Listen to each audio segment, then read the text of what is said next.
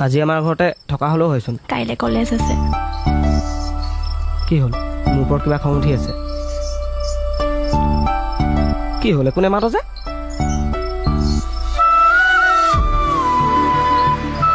ঐ কি হ'ল? তোৰ কান্দিছ কিয়? কি হ'লনো? তোমাক মই ইমান কওঁ, কিয় নুবুজা বাৰু? কিয় নুশুনা মোৰ কথা? এবাৰো ভাবি নোচোৱা কালিৰ পৰা কেনেকৈ আছোঁ মইহে জানো।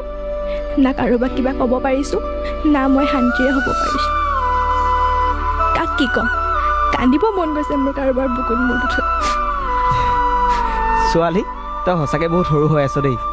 এনেকৈ কান্দিবলগীয়াকৈ মোৰ একো নাই হোৱা নহয়। সিহঁতে মাত্ৰ মোক ভাবুকি দিবলৈহে উঠাই লৈ গৈছিল, আৰু মই এনেকুৱা ভাবুকি গ'লে ভয়ো নকৰোঁ। কিন্তু আমাৰ কথাবোৰতো অলপ ভাবা।